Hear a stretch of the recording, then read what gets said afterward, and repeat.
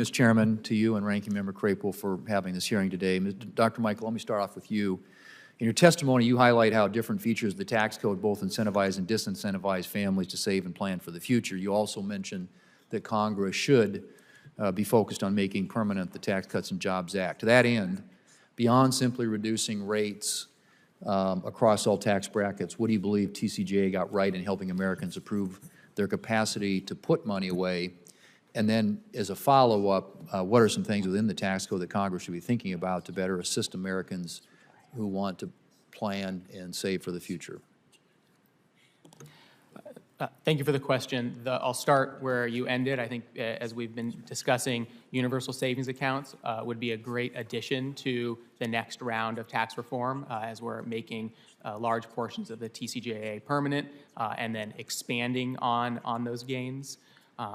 In addition to the corporate income tax reductions that we've been discussing, full business expensing, the ability to write off investments in the year that you make them, was a significant boon for growth and investment, and just as important, if not more important, than the rate reductions. So when we're thinking about tax reform, we want to be improving the tax base as well as lowering the rates. And so expensing was an important feature, and unfortunately, one of the things that's expiring currently.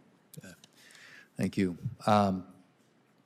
Dr. DeRugy, in your testimony, you cite research that concludes our national debt and high deficit is adversely affecting families and their ability to save. I'm interested in if you could explain this correlation for the committee and how a lower debt to GDP ratio would encourage more families to plan and to save for the future.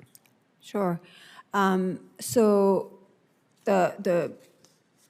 when the government, if the government puts money in an account and has to borrow for it, it needs to take that money. It can crowd out private savings in the process.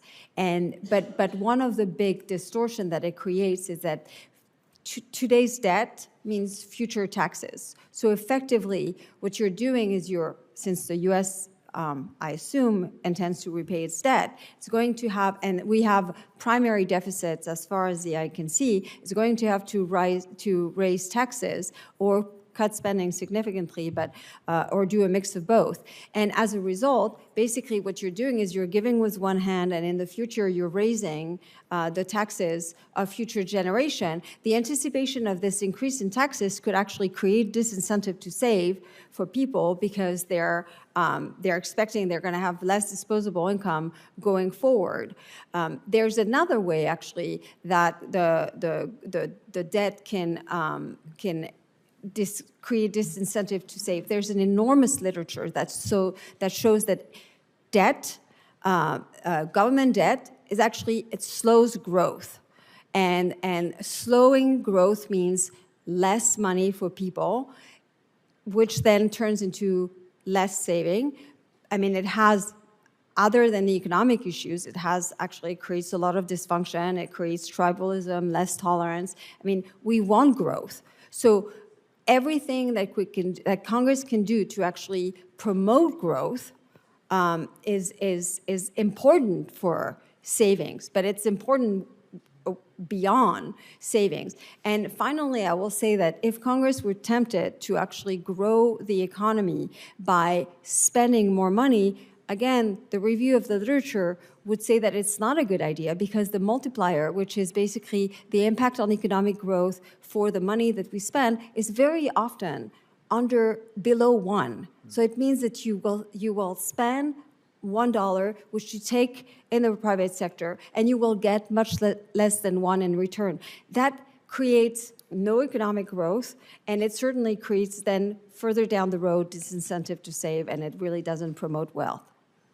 So I'm a big believer in pro-growth policies to get greater growth in the economy, and the rule of thumb that I've always seen or heard is that for every 1 percentage point increase in GDP, it generates about $3 trillion in additional tax revenue over a 10-year period too. So it helps with the deficit issue. If you've got pro-growth policy, you're getting growth in the economy. But I'm just curious, the data supports the idea that borrowing, that debt, reduces the rate of growth.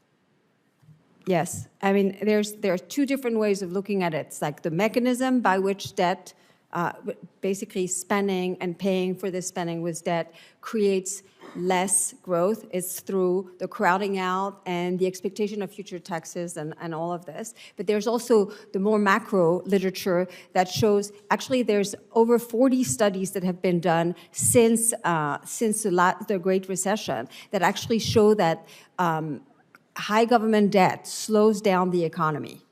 I mean, it's a pretty common now and non-controversial findings in the literature. Okay. All right, great. Thank you. Thank you, Mr. Chairman.